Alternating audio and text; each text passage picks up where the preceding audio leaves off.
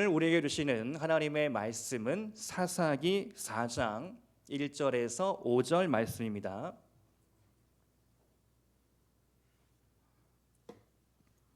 사사기 4장 1절에서 5절 다 같이 한 목소리로 봉독합니다.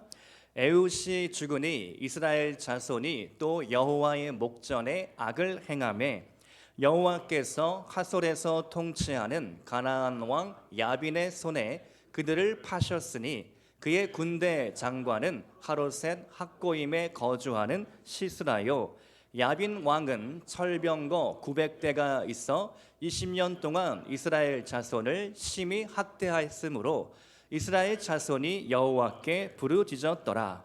그때에 랍비돗의 아내 여선지자 드보라가 이스라엘의 사사가 되었는데 그는 에브라임 산지 라마와 베델 사이 드보라의 종려나무 아래에 거주하였고 이스라엘 자손은 그에게 나아가 재판을 받더라. 아멘. 암탉이 울면 밤이 끝나고 아침이 된 것이죠. 암탉이 울면 알을 낳습니다. 그러므로 암탉이 울면 가정 경제에 큰 도움이 되죠. 여러분 어떻습니까? 발상을 전환하면 새로운 세계가, 새로운 차원이 열려집니다. 드보라는 여사사입니다. 지금까지 사사는 남성이며 군 지휘관이었습니다. 온니엘이 그랬고 에훗이 그랬고 또 우리가 살펴보지는 않았지만 삼갈이 그랬습니다. 근데 오늘 네 번째 여사사로서 드보라가 등장을 합니다. 드보라는 싸우는 전사라기보다는 다스리는 판사인데요. 사사는 히브리어로 쇼페트, 재판하다, 다스리다, 구원하다는 의미가 있습니다. 공동 번역 성서는 사사기를 판관기라고 부르는데요. 사사가 재판, 판사 역할을 감당했기 때문입니다. 본문 5절 말씀을 보면요, 드보라의 종려나무 아래, 그 아래로 사람들이 나와 드보라의 재판을 받게 됩니다. 드보라의 종려나무는 일종의 법정이었던 것이죠. 그 법정 앞으로 여사사 드보라의 지혜로운 판결을 신뢰함으로 온 백성이 드보라 앞에 나와왔습니다. 그러니까 드보라는 그야말로 현명하고 지혜가 충만한 여사사였다는 것이죠. 한편 드보라는 랍비돗의 아내로도 소개가 됩니다. 랍비돗은 횃불이라는 뜻인데요. 횃불을 들고 있는 여인, 그야말로 사사 시대는 어둠의 시대인데 타오르는 횃불을 밝히 어둠 가운데 비춰주는 여인, 그가 바로 드보라였습니다. 오늘 사사기 강의 세 번째 시간, 주인공 여사사 드보라를 통하여 하나님의 구원 드라마를 나누고자 합니다. 하나님께서 어떻게 여사사 드보라를 들어 쓰셨는가, 그 이야기를 통하여 우리가 함께 은혜를 받고 사사 시대와 같은 오늘날 이 어둠의 시대를 우리는 어떻게 지혜롭게 헤쳐나가야 할까, 은혜 받는 시간 될 수 있기를 축복드립니다. 본문 말씀을 중심으로 세 가지로 나누겠습니다. 첫 번째, 따라서 합시다. 또 고질병을 극복해야 합니다. 본문 1절 말씀을 보면 이렇게 배경을 설명하고 있죠. 한번 같이 읽겠습니다. 시작. 에훗이 죽으니 이스라엘 자손이 또 여호와의 목전에 악을 행하매. 1절 가운데 또라는 단어에 주목을 하게 되죠. 다시 한번 죄의 사이클이 작동이 됩니다. 여러분, 내가 신앙생활 수십 년 했다, 내가 그래도 금송교회 신로부터 시작하여 짬밥이 좀 된다, 뭐 그런 우리가 신앙 경력을 자랑할 때가 있습니다. 내가 예수님 믿었지, 영접했지, 내가 신앙생활 착실하게 잘하고 있지, 주일 지키고 있지, 헌금 생활도 잘하고 있지, 또 봉사도 하고 있지. 그런데 우리가 쉽게, 너무나 쉽게 때로 죄에 넘어지게 된다는 것이죠. 성도의 일생 가운데 혹 죽을 때까지 우리는 하나님 앞에 가기까지 늘 죄의 유혹에 넘어지게 된다는 겁니다.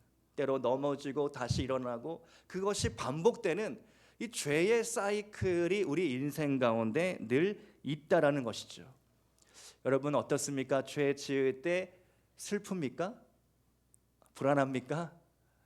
죄 지을 때 그때만큼은 기쁩니다. 행복합니다. 뇌에 도파민이 나온다라고 하죠. 죄가 막 지겹고 싫고 나를 우울하게 하고 막 나를 힘들게 괴롭힌다면 죄 짓지 않을 겁니다. 근데 죄가 주는 그 순간의 기쁨과 행복이 있기 때문에 우리는 때로 죄에 중독될 때가 있다라는 것이죠. 마치 이스라엘 백성들이 죄에 중독된 것 같이 또 여호와의 목전에 악을 행하매 1절 말씀 가운데 이 이스라엘의 백성들 죄의 사이클 가운데 아직까지 극복하지 못한 것을 우리는 보게 됩니다. 그렇다면 오늘 만난 이스라엘의 적은 누구입니까? 말씀 2절을 보면요, 하솔에서 통치하는 가나안 왕 야빈, 그리고 그 야빈을 통하여 이스라엘 백성들은 무려 20년 동안 학대를 당합니다. 이 학대라는 단어를 조금 더 주목해 살펴볼 필요가 있는데요, 학대는 히브리어로 라하츠, 압착하다, 밀어넣는다, 쥐어 짠다는 뜻입니다. 한동안 ABC 주스가 유행한 적이 있습니다. 여러분 아십니까? ABC 주스라고. A는 뭡니까? 애플, 사과죠. B는 비트, C는 캐럿, 당근입니다. 이 사과와 비트와 당근을 1대 0.3대 1의 비율로 주스를 만들어 먹으면 건강에 좋다. 그래서 저희 집도 한동안 해먹었던 기억이 있습니다. 고체 덩어리인 사과와 비트, 당근, 이것을 이 믹서기에 넣고 버튼 하나만 딱 누르면요, 신기하게도 그 안에 날카로운 칼날이 막 돌아가면서 이 고체가 순식간에 액체 주스로 변하게 됩니다. 이 히브리어 라하츠라는 단어가 바로 그런 뜻인 것이죠. 학대를 당하는데 압착하고 밀어넣고 쥐어 짜듯이 이 가나안 왕, 이 하솔이, 야빈이 이렇게 우리를 억압하고 있는 것입니다. 어쩌면 이스라엘 백성들이 회개하는 것이 아니라 너무나 견디다 못 견뎌서 하나님 두 손 듭니다. 항복합니다. 오셔서 구원해 주십시오. 부르짖는 것이죠. 이 상황을 프리셉트 성경연구원의 김경섭 교수님은 이렇게 설명을 합니다. 또 병에 걸렸다. 또 죄악에 넘어지고 또 하나님께 나아가고 또 부르짖는다. 하나님 앞에 정말 진심으로 엎드리며 회개하는 태도라기보다는 20년 동안 학대를 당하다 보니까 어쩔 수 없이 하나님을 찾는 이스라엘 백성의 태도, 이것이 너무나 안타깝게도 사사기를 관통하는 하나의 주제가 됩니다. 진심의 마음의 회개가 아니라 겉으로 상황 때문에, 환경 때문에 몰려서 겨우겨우 마지못해 하는 회개, 겨우 하나님의 얼굴을 찾는 태도, 이것을 저는 묵상하다가 이 또 병은 고질병이다. 여러분 어떻습니까? 고질병은 사전적으로 이런 정의를 갖고 있습니다. 오래되어 고치기 어려운 육체의 질병, 오래되어 바로잡기 어려운 나쁜 습관, 그것이 고질병인 것이죠.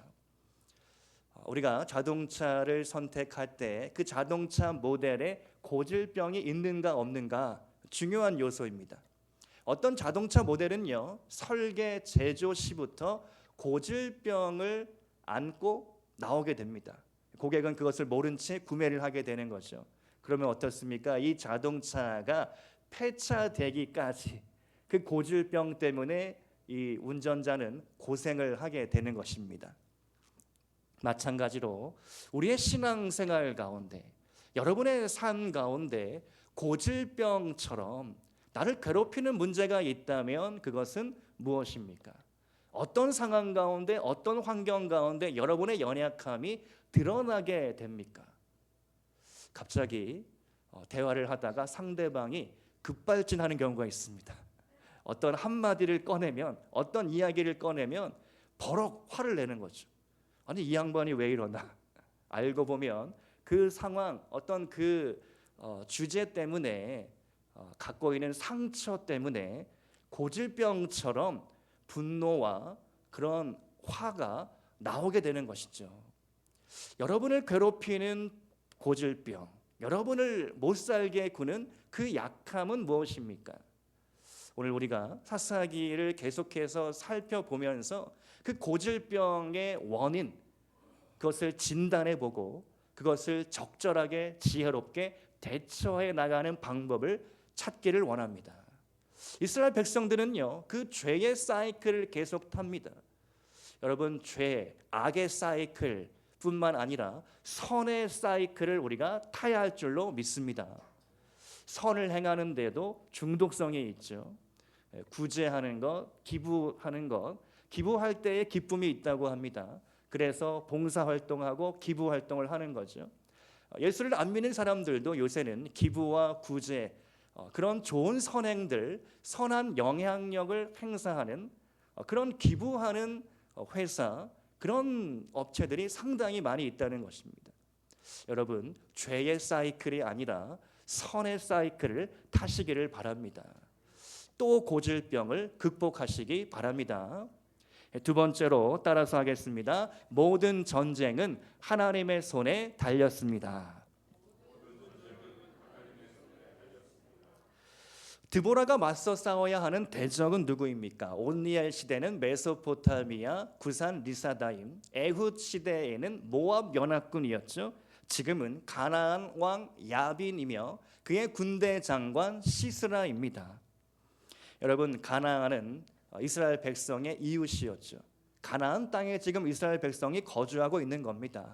그런데 그 땅 바로 가까운 곳에서 이스라엘 백성을 못 살게 구니까 그 강도가 얼마나 셌겠습니까?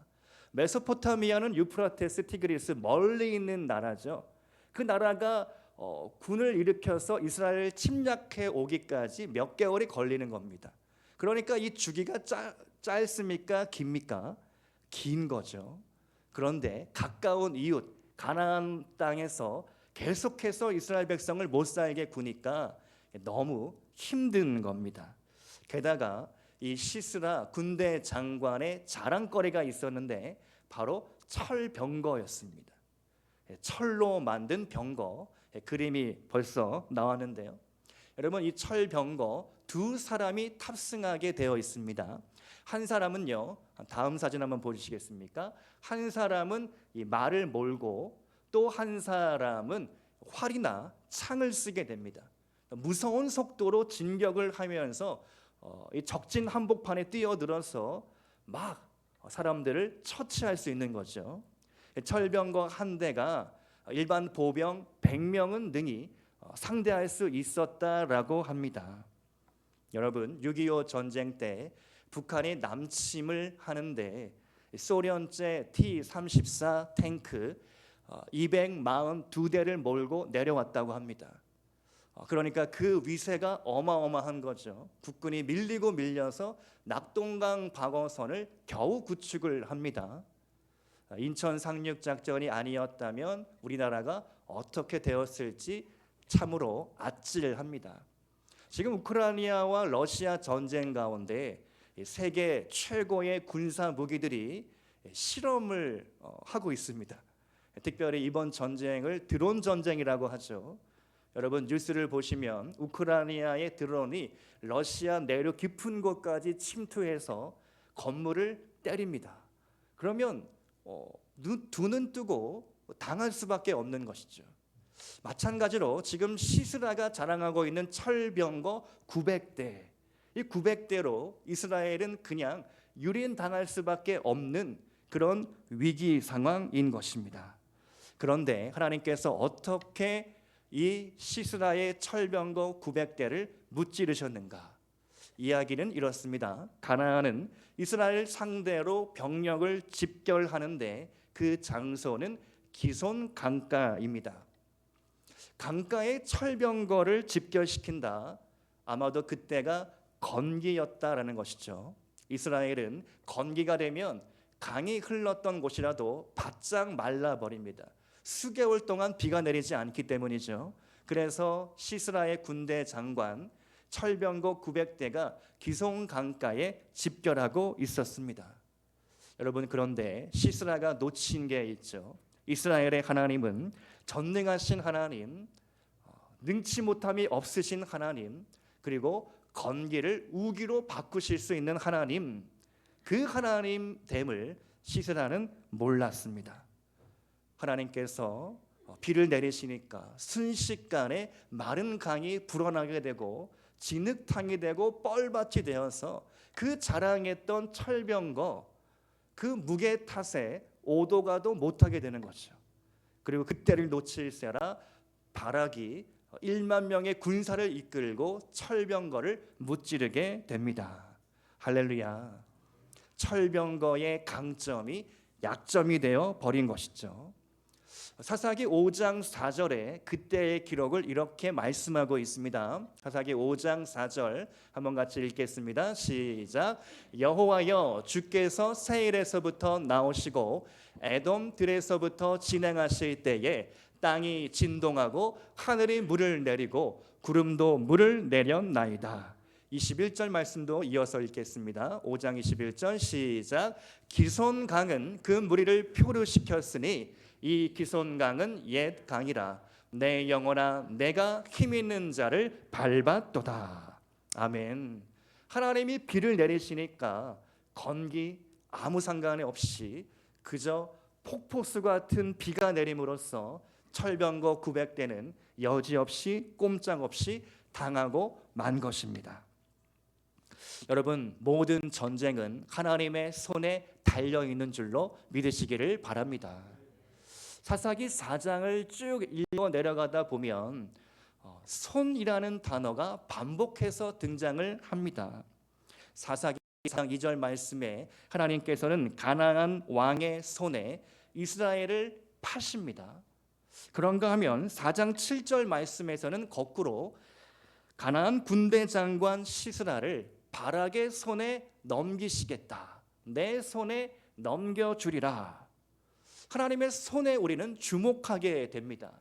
하나님의 손, 그 손은 전능하신 손이죠.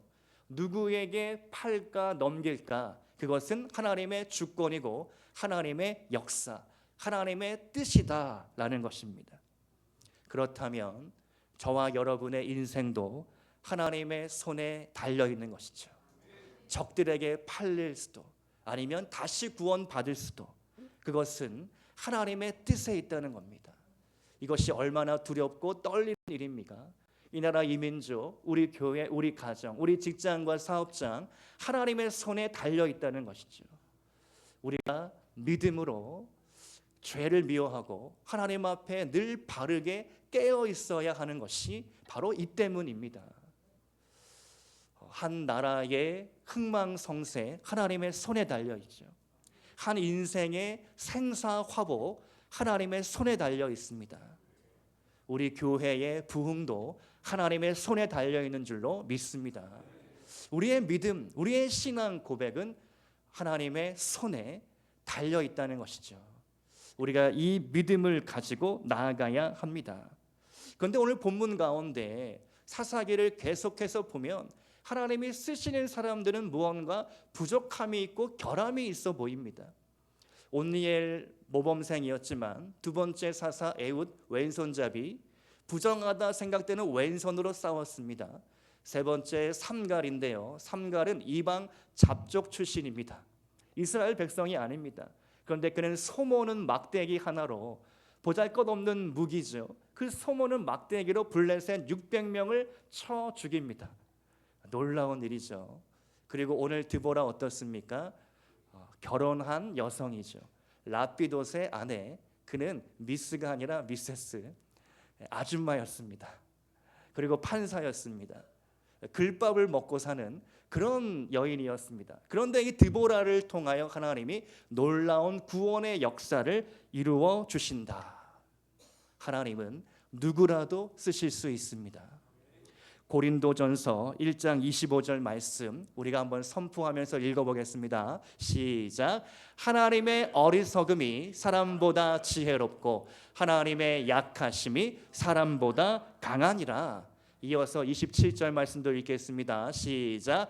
그러나 하나님께서 세상에 미련한 것들을 택하사 지혜 있는 자들을 부끄럽게 하려 하시고 세상에 약한 것들을 택하사 강한 것들을 부끄럽게 하려 하시며. 아멘.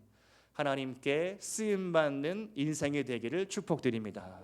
나의 약함과 결점, 나의 트라우마, 나의 상처, 나의 실패마저도 하나님은 간증이 되게 하시며 나의 영광이 되게 하실 줄로 믿습니다. 세 번째로 따라서 하겠습니다. 연합하여 싸워야 합니다. 드보라는 홀로 싸운 것이 아닙니다. 드보라와 그의 군대 장관 바락이 있었고 또 다른 여인 야엘이라는 여인, 드보라, 바락, 야엘, 이 3인방이 사사기 4장과 5장에 걸쳐서 가나안 왕을 몰아내게 됩니다. 여러분, 드보라가 여성이기 때문에, 판사이기 때문에 전쟁터에 직접 나가 싸우기에는 좀 무리죠. 또 아줌마이다 보니까 나이가 조금 있었겠죠. 그래서 드보라가 바락을 불러서 너가 1만 명의 군사를 일으켜서 다볼산으로 올라가라. 그리고 시스라 그 철병거를 향하여 싸워야 한다. 그렇게 명령을 내립니다. 그런데 이 바락이 우유부단합니다. 주저해요. 사사기 4장 8절 말씀 한번 같이 읽겠습니다. 시작. 바락이 그에게 이르되 만일 당신이 나와 함께 가면 내가 가려니와 만일 당신이 나와 함께 가지 아니하면 나도 가지 아니하겠노라 하니. 참 아쉬운 모습이죠. 바락의 태도, 당신이 가면, 당신은 드보라죠. 드보라, 당신이 나와 함께 가면 내가 가겠습니다. 그런데 당신이 안 가면 저는 홀로 가서 싸우기가 좀 부담스럽습니다. 어떻습니까? 드보라는 여성이고 바락은 남성이고 군 지휘관, 군인인 거죠. 2스타, 3스타 군대 장관입니다. 그런데 어째서 이렇게 연약한 모습, 우유부단하는 모습을 보이고 있을까? 10대 청소년 시기에 친구 따라 강남을 가죠. 친구가 하면 나도 합니다. 친구가 수련회 가면 나도 갑니다. 친구가 안 간다 그러면 나도 가기 싫어요. 이렇게 좀 피하는 그런 모습들을 보게 되죠. 이 바락의 모습을 보는데 꼭 10대 청소년의 수준의 그런 믿음을 우리는 보게 됩니다. 당신이 가면 나도 가겠습니다. 당신이 함께하지 않으면 저는 좀 어렵겠습니다. 우리 신앙의 모습, 혹 이런 모습은 있지 않습니까? 누구를 따라서, 누구에 의지해서, 누구에 의존하여 신앙생활하면 우리는 아직 어린 나이에 신앙에 머물러 있게 되는 것이죠. 주일날, 토요일날 교회에 나와서 봉사하고 예배드리는 것 다 잘 할 수 있습니다. 그런데 월요일부터 토요일까지 주중의 삶에 있어서 목사님의 설교가 없고 함께 나눔의 삶이 없고 함께 기도해주는 동지가 없을 때, 여러분이 홀로 직장 가운데 있을 때, 사무실에 앉아 있을 때, 직장 상사에게 꾸지람을 받을 때, 오늘 학대당하듯이 정말 이렇게 쪼이는 그런 인생을 우리가 주중에 살아가기 시작할 때 여러분 누구를 의지하십니까? 누구를 붙잡습니까? 여러분 어려울 때도 힘들 때에도 오직 하나님의 손을 의지하시기 바랍니다. 오늘 바락은 너무나 아쉽게도 이런 우유부단한 모습을 보임으로써 군인이라면 너무나 불명예스러운 일에 처하게 됩니다. 바락이 안 간다고 하니까 드보라가 약속을 합니다. 사사기 4장 9절 말씀 같이 한번 읽겠습니다. 시작. 이르되 내가 반드시 너와 함께 가리라. 그러나 네가 이번에 가는 길에서는 영광을 얻지 못하리니 이는 여호와께서 시스라를 여인의 손에 파실 것임이니라 하고 드보라가 일어나 바락과 게데스로 가니라. 자, 어떻습니까? 함께 가겠다. 단 너가 군인으로서는 불명예스러운 일을 경험하게 되리라. 여러분, 군인이라면 적장을 내가 사로잡는 것, 적장을 내 손으로 처단하는 것, 그것이 최고의 명예가 되는 거죠. 훈장을 다는 겁니다. 그런데 그 영광은 바락이 취할 수가 없고 여인의 손에 의해 처리가 될 것이다. 실제로 이 여인은 야엘이라는 여인인데요, 야엘의 손에 의하여 시스라가 죽음을 맞이하게 됩니다. 이렇게 해피엔딩 잘 끝나면 너무나 아름다운 이야기인데요, 본문은 우리에게 아쉬운 대목을 들려주고 있습니다. 사사기 5장 말씀으로 넘어가 보면 이 전쟁 가운데 참전하지 않은 지파들이 소개가 됩니다. 사사기 5장 17절 말씀인데요, 같이 읽겠습니다. 시작. 길르앗은 요단강 저쪽에 거주하며 단은 배에 머무름이 어찌 됨이냐. 아셀은 해변에 앉으며 자기 항만에 거주하도다. 길르앗은요, 요단 동편의 지파들을 의미합니다. 여러분, 여호수아 말씀 기억하십니까? 요단강을 사이로 요단 동편에 남기로 한 지파들이 있었죠. 그 세 지파는 르우벤, 갓, 므낫세, 반 지파입니다. 또한 17절 말씀에 따르면 단과 아셀 지파까지 5개 지파가, 12지파 중에 5개 지파가 이 전쟁에 참여하지 않습니다. 도와주러 오지 않은 것이죠. 자기 자리에 앉아서 안주하고 놀게 된 것입니다. 2월 한 달 그 특별 금요 성령 집회를 시작했습니다. 이틀 전에 권사회가 오셔서 흰 옷을 딱 맞춰 입고 찬송을 부르시는데 너무나 감동적이고 아름답고 멋졌습니다. 저도 특별한 마음으로 금요 집회를 준비하게 됩니다. 성령께서 우리 교회에 앞으로 어떤 일을 행하실까 기대하는 마음이 들고 있습니다. 특별히 우리가 2월 한 달을 기도하면 우리가 3월을 맞이하게 될 텐데요, 3월은 봄입니다. 작년에 우리가 버스킹 전도를 시작했는데 당신이 따뜻해서 봄이 왔습니다. 이제 3월부터 버스킹 시즌2로 토요 전도를 다시 시작하려 합니다. 이번에는 교회 학교와 중고청 부서도 함께 부스를 마련해서 전도를 할 겁니다.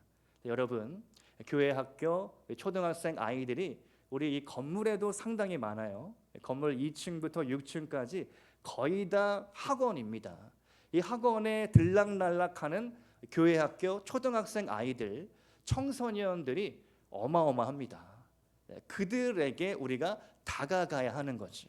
그들에게 복음을 전해야 합니다. 사실 우리 교회가 지하 1층에 위치하고 있기 때문에 교회가 여기 있는 것을 주변 사람들이 잘 모릅니다. 우리가 더 밖으로 나가야 합니다. 지상으로 올라가야 합니다. 잠실 지역사회 가운데 들어가야 하는 거죠. 우리 교회가 여기 있습니다. 복음이 여기 있습니다. 구원의 방주가 여기에 있습니다. 마지막 날에 가장 안전한 피난처 되는 잠실빈다 교회가 여기에 있습니다. 이것이 우리의 기도 제목이고 우리가 앞으로 나아가야 할 교회의 방향성인 것이죠. 그래서 우리가 2월 한 달에 특별히 모여서 기도해야 합니다. 우리가 기도할 때 하나님이 새로운 일을 행하실 줄로 믿습니다. 세계 복음화와 지역사회 복음화, 그것이 우리 잠실빛나 교회에 맡겨진 비전인 줄로 믿습니다. 여러분, 끝까지 믿음의 가드를 내리지 마십시오. 권투 선수는요, 이 라운드가 끝나기 전까지 이 가드를 내리지 않는 겁니다. 이 가드를 내리는 순간 이 싸울 의지가 없다는 뜻이 되는 거죠. 그러면 코치가 흰 수건을 던지게 되는 겁니다. 아, 얘는 안 됐구나, 끝났구나. 그러나 우리가 믿음의 가드를 내리지 않는다면 끝까지 버티는 것이죠. 우리는 때로 신앙생활을 하면서 크게 한 방 딱 날려서 상대방을 쓰러뜨리기를 원합니다. 하나님께서 크게 한 방 일하셔서 우리 교회가 부흥될 것이다. 하나님께서 크게 한 방 날리셔서 우리 직장, 사업장 큰 일이 매출이 2배, 3배 될 거야. 그런 믿음도 중요하고 그런 일도 있겠지만 사실 우리의 신앙생활은 가늘고 길게 가는 것이죠. 우리는 끝까지 버티는 겁니다. 그래서 심판 되시는 하나님께서 판정승을 내리기까지 나의 오른손을 딱 들어서 너가 이겼다, 판정승을 하나님께서 내려주실 때까지, 그때까지 우리는 버티고 견디고 살아내라는 명령을 받은 것이죠. 코로나 시기를 끝내고 무언가 회복될 줄 알았는데 여전히 제자리인 것만 같은 우리의 인생이 왜 이렇게 풀리지 않을까? 왜 계속해서 경제는 항상 어려울까? 정치는 왜 이 모양인가? 우리가 수많은 생각들이 우리 안에 있고 불만과 불평과 원망이 터져나올 수 있지만 우리는 끝까지 버티고 견뎌라, 살아내라는 하나님의 명령 앞에 서 있는 거죠. 여러분, 부탁드리는 것은 우리가 끝까지 믿음의 가드를 내리지 마시기 바랍니다. 심판 되시는 하나님께서 판정승을 내려주시기까지, 최후 승리를 얻기까지, 빛나는 면류관을 받기까지, 저 천국에 올라갈 때까지 우리는 선한 싸움을 싸워 나가야 하는 것이죠. 말씀을 묵상하면서 정말 하나님께서 우리 교회에 행하실 일들, 우리가 보기에는 너무나 큰 산처럼 보여지는 것들, 그러나 하나님은 분명히 말씀하시는 거죠. 큰 산아 내가 무엇이냐, 스룹바벨 앞에서 평지가 될지어다. 높은 산들은 낮아지고 어두운 깊은 골짜기는 메워지며 시온의 대로가 수축되는 것이죠. 그 옛날 이스라엘 백성들이 바벨론 포로 생활을 마치고 돌아오듯이 빛나는 회복과 영광의 시대가 우리 잠실빛나 교회에 다시 한번 올 줄로 믿습니다. 우리가 이 일을 위하여 하나 되어야 하겠습니다. 연합해야 하겠습니다. 연합에는 힘이 있습니다. 연합할 때 우리 안에 싸울 의지가 생겨나고 우리가 함께하게 되는 것이죠. 오늘 말씀의 결론입니다. 대한민국의 군대는 세계 최강의 군사력을 자랑합니다. 그 이유는 여러 가지 이유가 있겠지만 제가 생각해 봤을 때 우리 군대는 현역이 있고 예비군이 있고 민방위도 있습니다. 수백만 명이 일시에 동원이 될 수 있는 놀라운 나라입니다. 그런데 만일 현역도 예비역도 민방위도 내가 싸우지 않겠습니다. 저 안 됩니다. 아주 체력이 좀 안 됩니다. 그렇게 한다면 어떻게 되겠습니까? 사사기 오늘 사사 드보라의 이야기는 바로 그런 상황을 전제하고 있습니다. 남자가 아니라 여자를 쓰시는 하나님, 여인의 손을 통하여 적장 시스라를 무찌르시는 하나님, 그리고 그들의 손을 통하여 구원의 드라마를 쓰시는 하나님의 이야기. 여러분, 교회는 종합병원이라고 합니다. 우리의 몸과 마음, 영의 질병을 고쳐야 하겠죠. 그러나 동시에 교회는 군대, 하나님의 군대입니다. 군사로 모집된 자는 그 모집된 자를 기쁘시게 하기 위하여 자기 생활에 얽매이는 자가 하나도 없다. 그것이 오늘 우리가 다시 세워져야 할 태도인 줄로 믿습니다. 과연 나는 어떤 삶으로 하나님을 기쁘시게 할 것인가? 나는 이제 무엇을 위하여, 누구를 위하여 나의 인생을 드려야 할까? 하나님은 여러분의 약함까지도 들어 쓰시는 분이십니다.